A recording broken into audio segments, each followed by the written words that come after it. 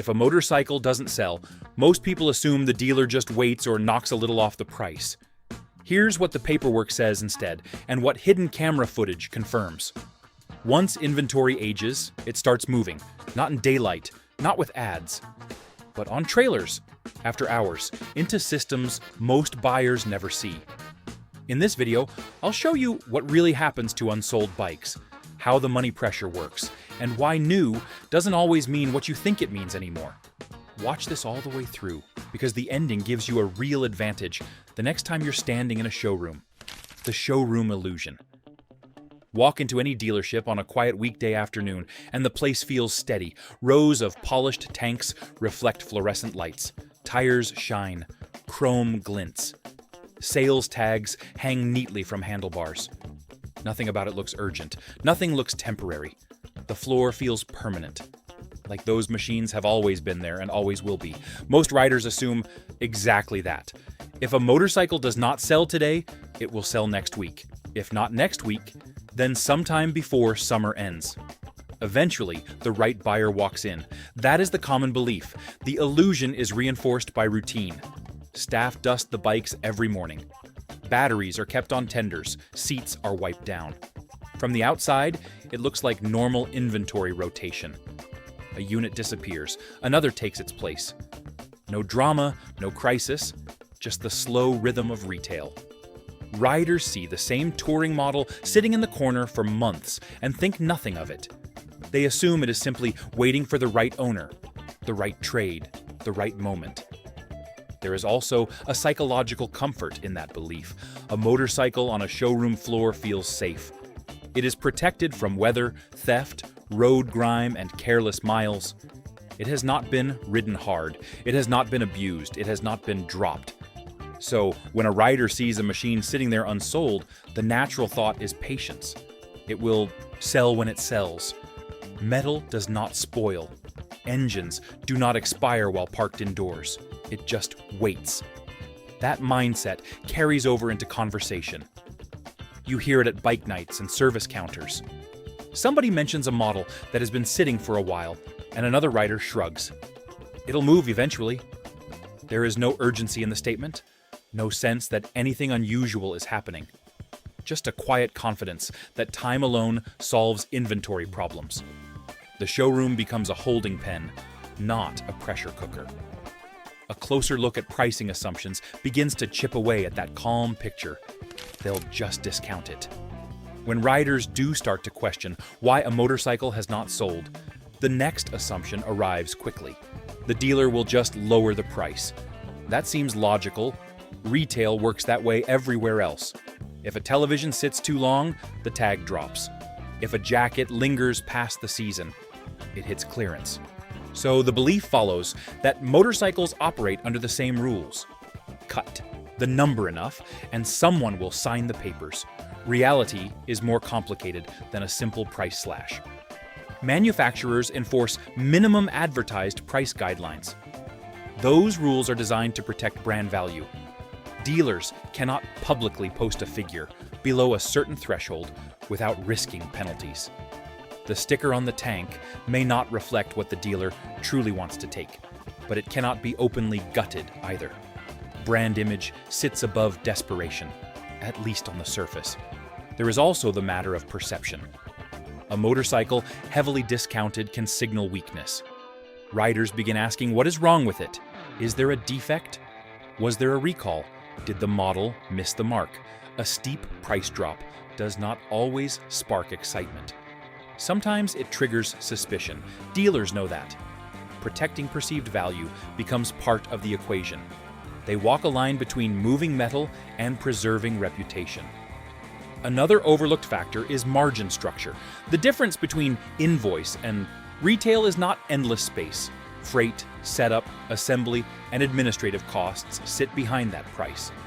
Slash too deep, and the sale no longer covers overhead. It is not as simple as shaving off a few $1,000s and calling it done. Every reduction carries consequences inside the store. Payroll, utilities, and service departments depend on those margins, which leads to another common assumption riders make about how unsold inventory disappears. If this is opening your eyes to what really happens behind showroom doors, hit like so more riders see it. Subscribe for the next breakdown and share your experience below. The factory takes it back. Spend enough time around riders, and you will hear it said confidently, if a dealership cannot sell a motorcycle, the manufacturer will take it back. That idea sounds reasonable. After all, the factory built it. Surely they can reclaim it, ship it somewhere else, and try again. It feels efficient, almost tidy. Inventory flows back upstream. Problem solved. In practice, returns are rare. Franchise agreements between manufacturers and dealers are structured around allocation, not reversal. When a store orders a unit, it commits to taking it. The factory counts it as shipped. Production planning moves forward based on that assumption. There is no standing truck waiting to collect slow sellers at the end of the season. The pipeline moves one direction far more often than the other. Dealers operate as independent businesses under brand banners. They carry signage, service standards, and training requirements, but they also carry responsibility. Once a unit lands on the floor, it becomes part of that dealer's inventory reality. The factory may offer future incentives or model adjustments, yet outright buybacks are exceptions rather than routine solutions. Riders rarely see that contractual layer, so the myth persists. It is easy to imagine warehouses at corporate headquarters absorbing unwanted machines, redistributing them like chess pieces across the country. In truth, the logistics and agreements are far tighter.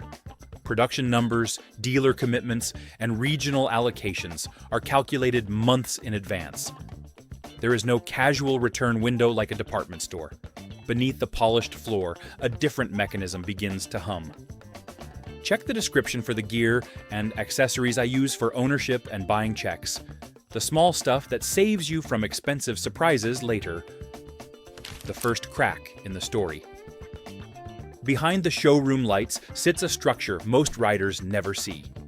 Many motorcycles on that floor are not owned outright by the dealership. They are financed through lending partners. A bank or a captive finance arm pays the manufacturer when the unit ships. The dealer then carries that obligation. The motorcycle is inventory, but it is also collateral. Time quietly enters the picture. From the day a unit lands, a clock begins. Interest accrues. Terms shift after specific periods. Payments change form over months, not years. What looked like patient waiting under bright lights is actually measured against deadlines and financial checkpoints. The longer a machine sits, the more it costs in ways riders never witness directly. That reality does not immediately shatter the illusion, but it introduces tension. A motorcycle is no longer just a product waiting for the right buyer. It is tied to agreements, schedules, and obligations. Each unsold unit represents more than square footage. It represents an ongoing commitment that does not pause simply because traffic slows in the showroom. Understanding that layer changes the entire picture. The belief that time alone will solve inventory challenges begins to erode. Beneath the calm display, unseen forces are already shaping decisions. The myth gives way to mechanics, and the first layer of the system stands exposed. The clock starts running. Behind the polished showroom floor sits a financial engine most riders never see. It's called floor plan financing, and it quietly shapes everything that happens after a motorcycle rolls off the delivery truck. When a unit arrives, a lending partner pays the manufacturer on the dealer's behalf. The store does not usually cut a full check from its own account. Instead, it agrees to repay that lender over time, with interest attached. For the first stretch, often around 90 days, there may be a grace window. During that period, interest can be subsidized or reduced. The motorcycle feels manageable. It is displayed, promoted, and test-ridden without much visible strain. From the outside, nothing seems urgent. Inside the books, though, the timeline is already recorded. Every day the unit remains unsold moves it closer to a different phase. Once that early window closes, the terms change. Interest rates rise. Lenders begin requiring curtailments. which are mandatory payments applied toward the principal balance. That means the dealer is no longer just paying interest. It is paying down the motorcycle itself in scheduled increments. Cash flow tightens. What once looked like patient inventory becomes a financial obligation that cannot be ignored. This pressure is not loud. It does not flash on the showroom walls. It shows up in spreadsheets and lender reports. A unit that sits 6 months costs more than it did at 3. At 9 months, the numbers look different again.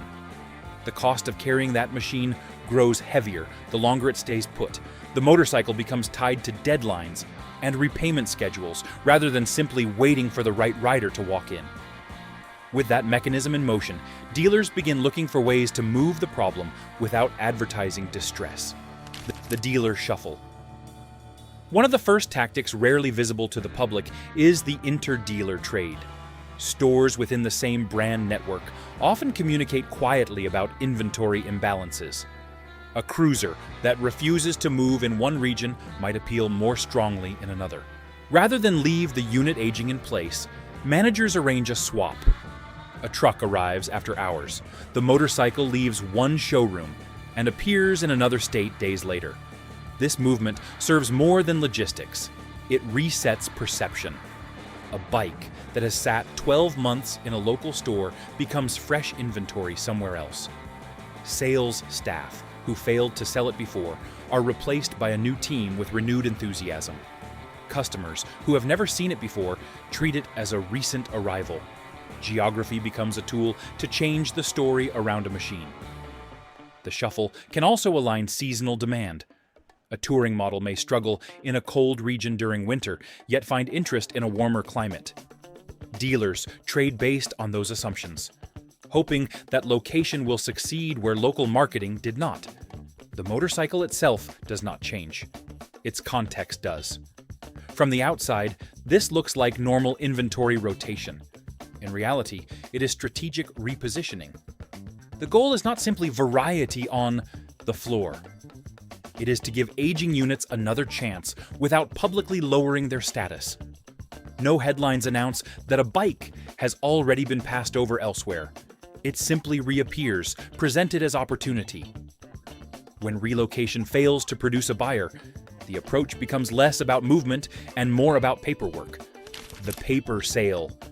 Another maneuver occurs inside the accounting office rather than on the showroom floor. It is known in the industry as punching a unit. The dealer reports the motorcycle as sold to the manufacturer, even though it has not left the building with a retail customer. The vehicle identification number is entered into the system as delivered. On paper, it counts.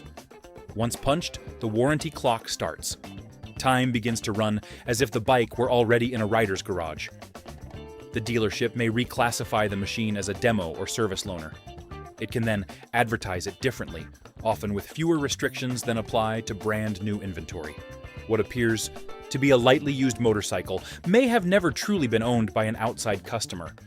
This strategy serves multiple purposes. It allows the dealer to meet volume targets set by the manufacturer. Hitting those targets can unlock bonuses or future allocation advantages.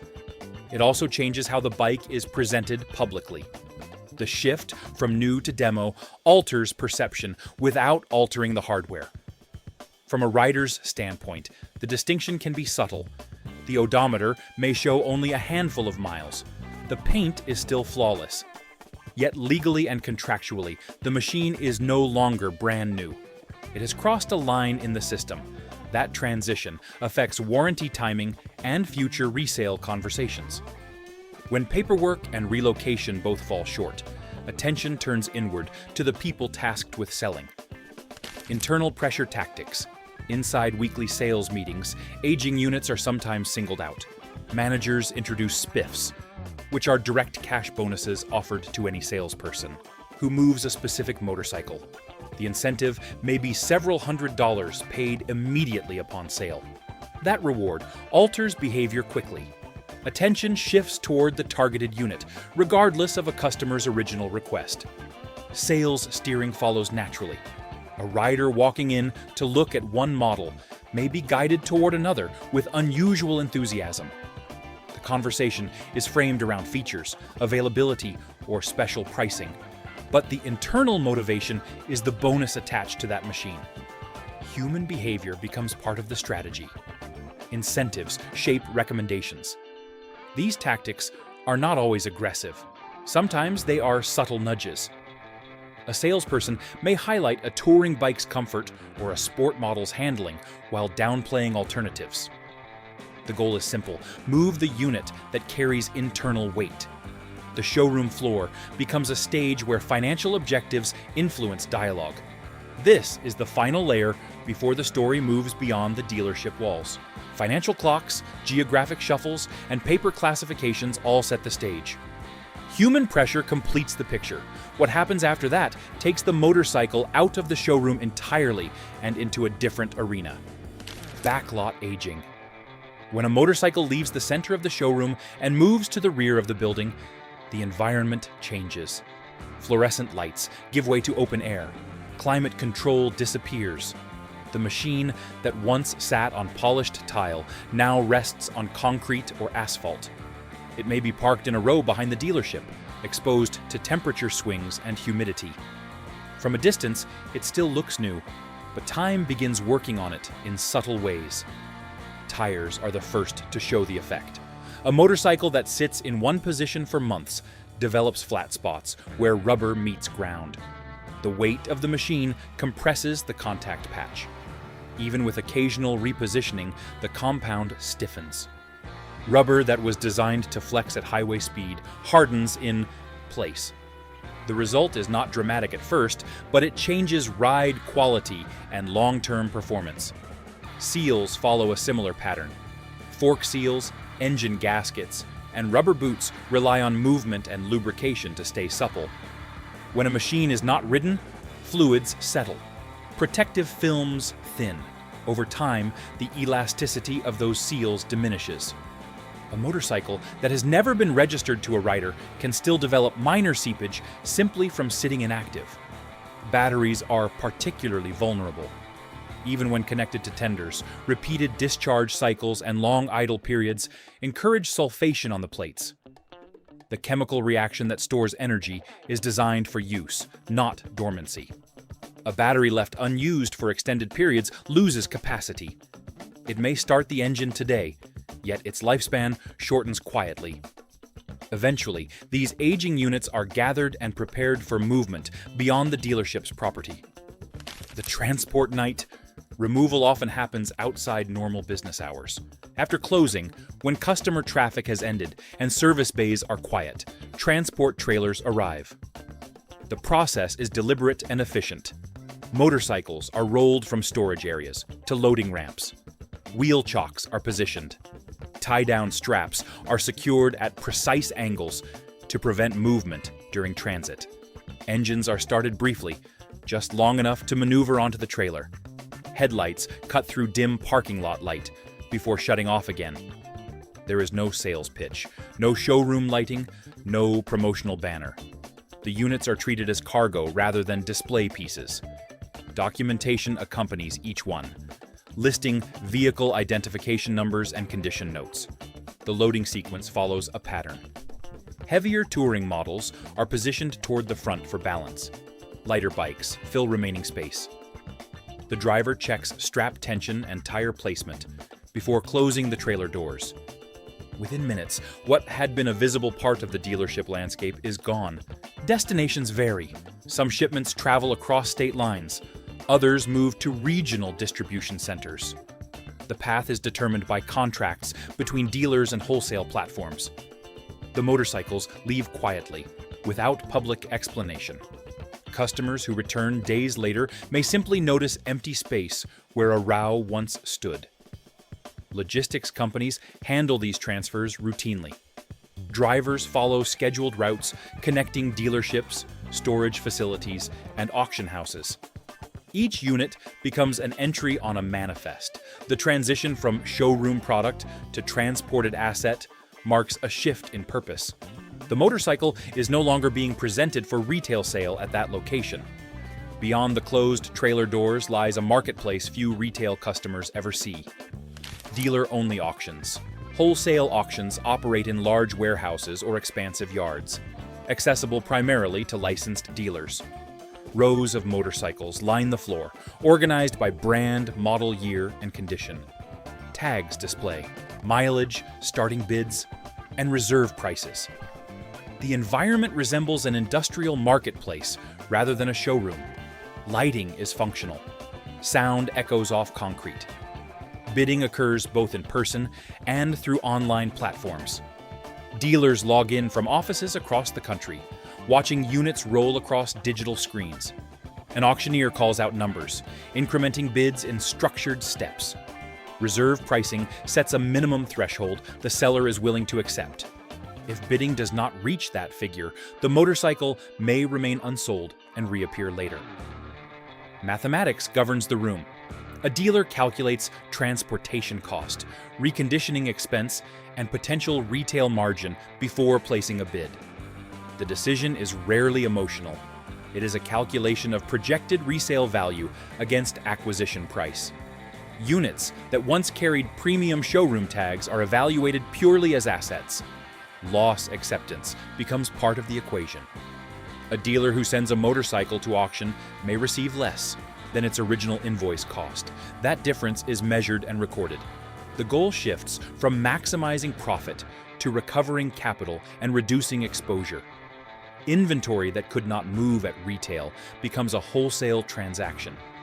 When even the auction environment does not justify keeping a motorcycle intact, another calculation takes over. If you want the full truth about where these motorcycles end up and how to use this knowledge to your advantage, subscribe now.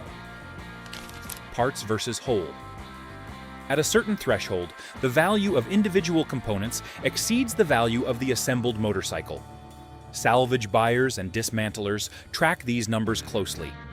An engine in strong condition may command a high resale price on its own. Electronic control modules, wheels, suspension components, and body panels each carry independent demand in the parts market. Consider a touring model whose wholesale bid falls below expectations. If the combined retail value of its engine, transmission, and electronic systems surpasses the auction price, disassembly becomes economically rational. The motorcycle is transported to a facility where it is systematically stripped. Each component is cataloged and stored. The frame is cut for scrap, plastic sorted, wiring harnesses removed, and the complete machine becomes shelves of labeled parts sold online. At that point, it is no longer judged as a motorcycle, but as material and component value, with numbers deciding its fate. Factory adjustments. Once unsold motorcycles begin stacking up in regional warehouses and auction lanes, the effect travels upstream. Manufacturers track wholesale movement, retail registration data, and dealer aging reports closely. When those reports show units sitting past 90 days in large numbers, production planners take notice. Assembly lines do not run blindly. Output is adjusted based on signals coming back from the field. The first response is often a slowdown. Production shifts may be reduced. Certain trims are paused. Color options are trimmed back to streamline inventory. These decisions are not public announcements of trouble. They are quiet recalibrations designed to prevent further accumulation. Fewer units built today means fewer units aging tomorrow. Incentive structures shift as well. Factories may introduce dealer cash programs or retail rebates to stimulate movement without formally reducing suggested retail prices. Allocation formulas are revised. Stores that previously received generous shipments may see their numbers reduced until their aging inventory clears. The flow of motorcycles from plant to showroom becomes more selective. That upstream correction feeds directly into the structure of the retail network itself. Dealer consolidation. As inventory risk grows more complex, not every dealership weathers the strain equally. Smaller, family-owned stores often operate with thinner margins and less access to large credit lines. When multiple units age, simultaneously, the financial burden can overwhelm limited reserves. Over time, some shops close their doors or sell to larger groups.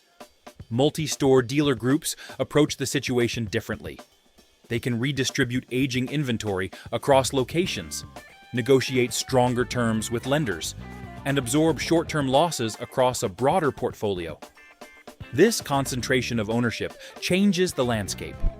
A handful of regional groups may control dozens of rooftops, standardizing processes and inventory management practices.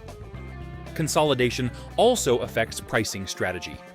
Larger groups can leverage bulk purchasing and centralized marketing. They may be better positioned to take calculated losses at auction or move aging stock between states. Smaller competitors find it harder to match those tactics. The retail map gradually shifts toward fewer, larger operators. Within that changing environment, timing becomes a strategic tool rather than an accident. Market timing windows. Inventory cycles create predictable pressure points throughout the year. Quarter-end reporting periods are one example. Dealers often aim to meet manufacturer volume targets tied to those dates. As those deadlines approach, flexibility in negotiation increases. A motorcycle that has sat through 2 reporting periods may receive more aggressive offers in the final weeks of the third. Model year transitions present another window. When a new version of a motorcycle is announced, remaining units of the outgoing year lose perceived freshness. Even if mechanical changes are minimal, the calendar alone reduces appeal. Dealers must decide whether to hold out for retail buyers or adjust pricing to clear space for incoming shipments. Seasonal demand shapes leverage. Touring models draw attention in early spring, while sport bikes rise and fall with regional weather.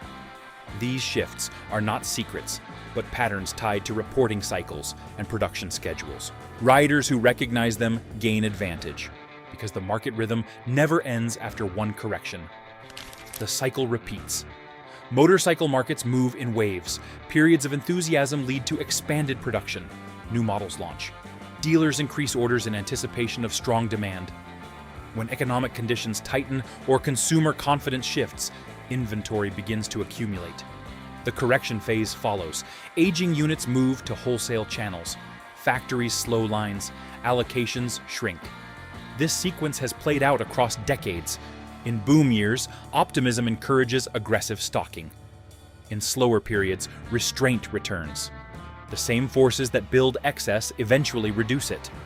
The cycle does not depend on a single brand or region. It reflects broader economic currents and industry behavior. Overproduction in one period often creates scarcity in another. When factories pull back too sharply, demand can outpace supply, triggering the next expansion phase. Dealers who survive a downturn rebuild cautiously, then grow again. Unsold motorcycles are not anomalies, but signals within a recurring cycle shaped by timing, correction, and renewed confidence in markets. If this breakdown changed how you look at a new bike on a showroom floor, hit like so more riders see it. If you've bought, sold, or walked away from a deal that suddenly makes sense after this, drop your story in the comments. I read them. And if you want more straight, no BS breakdowns about what really happens in this industry, subscribe and stay with the channel. The market runs on timing, pressure, and information, and now you've got a little more of all three.